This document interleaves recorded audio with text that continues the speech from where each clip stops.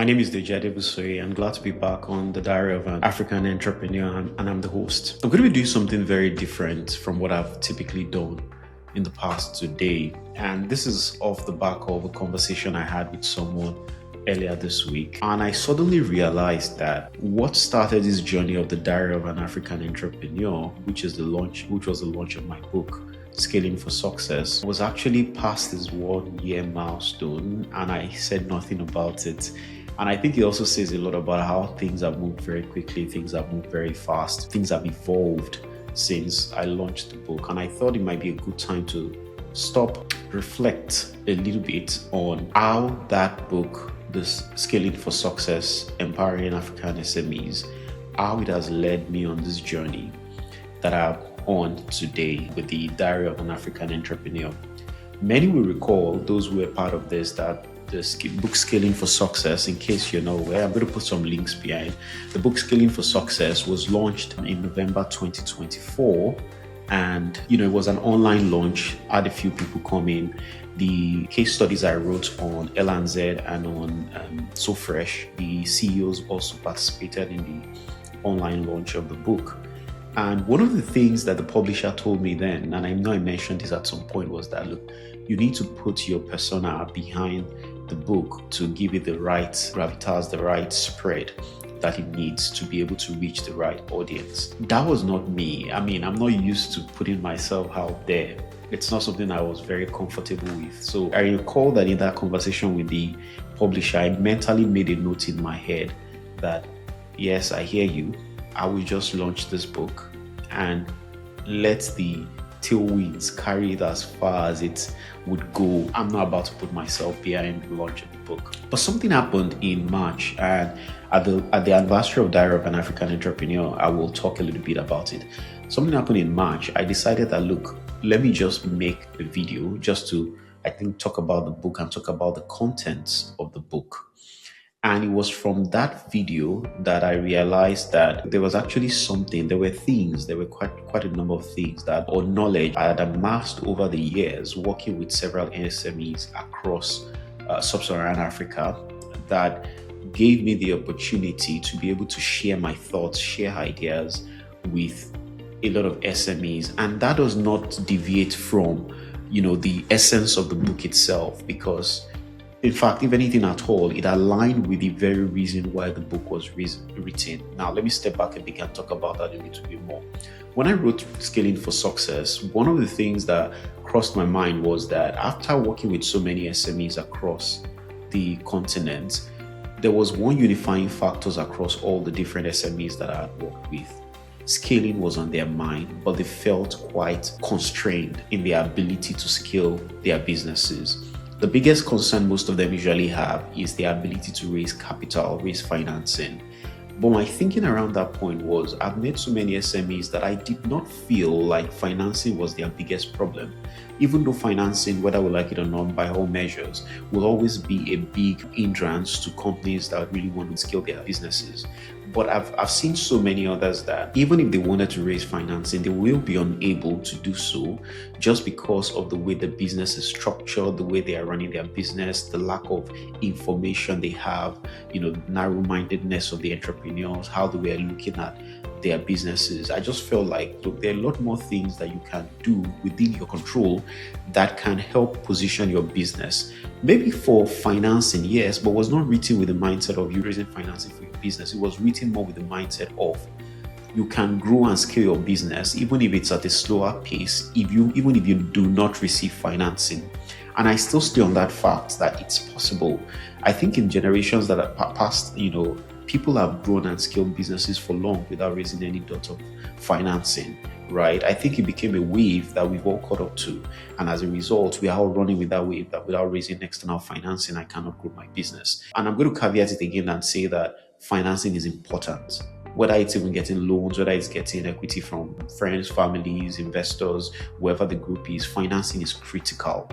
But I think what I was trying to make is that even when you do not have the financing, are there measures by which you can still grow your business? And that led to me putting pen on paper and putting thoughts on different things like how familiar with you with your financial statement, with the numbers, your business numbers, what they are telling you. Do you use that in decision making? Do you understand what it means to have a growth mindset? Do you understand what it means to dig deep into understanding your competition? Don't just dismiss them, which I've seen a lot of SMEs do. You just dismiss the SMEs. My product is the best along all measures. I outperform competition. The question is then, why is competition doing better than you? So understanding, learning from competition, learning from the market, learning from your customers, learning from your suppliers, and then moving past that to how do you organize and manage your team? I use the word weaponizing your team, and the reason is you want to make your team like a tool, like a force that helps to drive and project your business. I spent a whole chapter, probably the longest chapter, on talking about how to do that. Then talked about governance, institutionalizing governance in your business. Then we did 2 case studies, one on L&Z, which is a dairy company that my firm I work with, Sahel Capital, we invested in many years ago. We've since exited that business, experienced significant growth during that period. And I worked very closely with the founder and the management team, to achieve that growth. And from that experience, I was able to draw out some gems that might be critical for people who are looking to grow their business on what they should not be doing with the business. The same thing with SoFresh. I interviewed the founder of SoFresh and we were able to get behind the numbers of the business. What was exactly driving the business? How were they able to run the business as a couple, which many people shy away from? So we pulled all that together into a book. I must say that I'm humbled by how people, entrepreneurs, have received the contents of that book.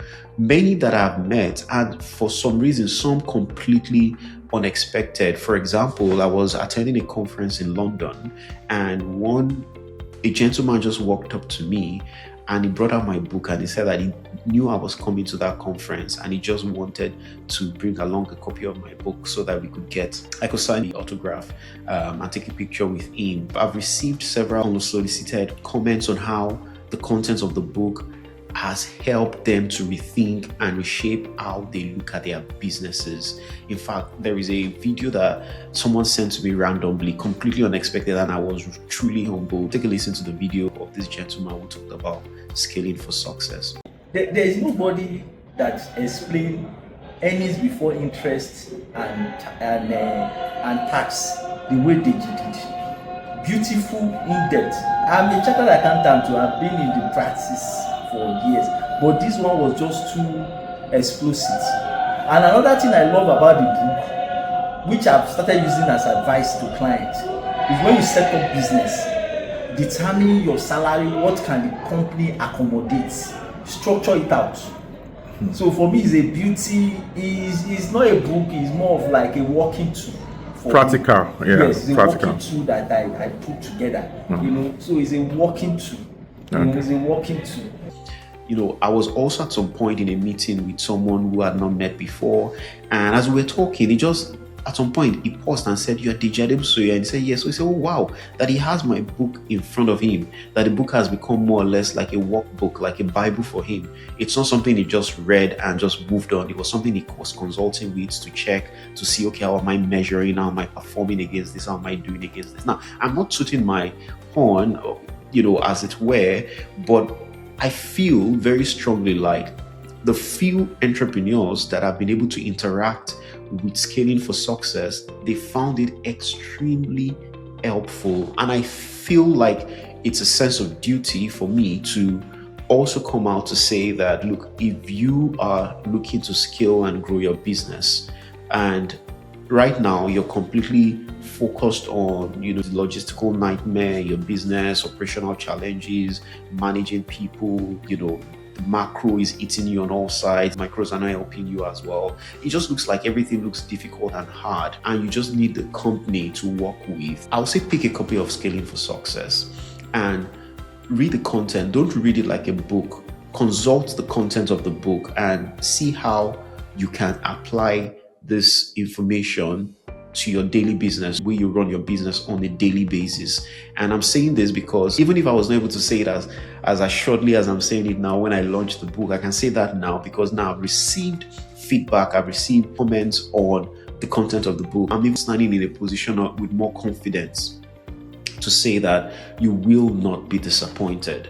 So this is the 1 year milestone, even though it's a little bit past it. It's the 1 year milestone of launching Scaling for Success, empowering African SMEs. And I have to say that I am truly humbled. I'm grateful to God for how He has helped the book come this far. And I am just more confident that there are lots more people that it will get you to reach. If anything at all, I'm more inspired to find ways to push this out. Once I started getting those feedbacks and those comments, I've pushed free copies to many places. I sent some free copies to many institutions. I wouldn't mention names here, but many institutions that are working with SMEs, entrepreneurs, just let them have it. For me, it was so critical that I wanted people to have the book. Even if it's anything at all, let it help them. Let them read it and let them find value. I am extremely passionate about seeing small businesses grow. I think we've stalled long enough on the continent where people look at the continent and all they see are mom and pop shops, right? While there is no problem with that, I think we have to come to a point where businesses are scaling, businesses are hiring, they're expanding, they're acquiring, both organically and inorganically, right? And for us to do that, we need to get the basics right. And it's on that premise that I wrote that book. And I'm more confident now that the content of the book will really and truly help you shape and grow your business. Thank you very much. For those who have been continuous listeners of and followers of the Diary of an African Entrepreneur, now you understand what led to the launch of the Diary of an African Entrepreneur. And thank you very much for the support. Thank you very much for the sharing, the reposting, the subscriptions, the following. It's been truly humbling for me, and I think it's just apt that I say thank you to you all. So once again, if you want to get a copy of Scaling for Success, Empowering African SMEs, you can get a copy from Amazon, you can get a copy from Roving Heights, and there are a couple of links that we've put below in this message that helps you to get your hand on a copy of Scaling for Success, Empowering African SMEs. It's the start of another year. It's 2026. We're going to be listening to many more interviews during the course of the year. We're going to work across different sectors. We're going to look at commercial real estate. We're going to look at agriculture, food, agribusiness, which is my own area of strength. We're going to look at financial services. We're going to look at the tech sector. We're going to look at insurance. We're going to talk to entrepreneurs working across different sectors of the economy. And I'd really like you to be a part of that journey, because when you come on that journey, what it does is that it gives strength to the information and the ideas we are sharing, such that it's able to go across multiple divides and get to the audience that needs to listen to it. So your subscriptions, your following, it's all very valuable, all appreciated by me and the team that work with me on the Diary of an African Entrepreneur. I think it's also helped to say thanks to the team that have been supporting me on this journey. Soji, Favor, thank you very much for the support you've been giving to help drive the content of Diary of an African Entrepreneur, and even to those who have not mentioned your names as well. I appreciate you all. Thank you very much. My name is Deji Adebusoye. I'm the host of the Diary of an African Entrepreneur and the author of Scaling for Success, Empowering African SMEs. Till next time, click the follow button and the subscription button so that we can bring this to your feed. Thank you.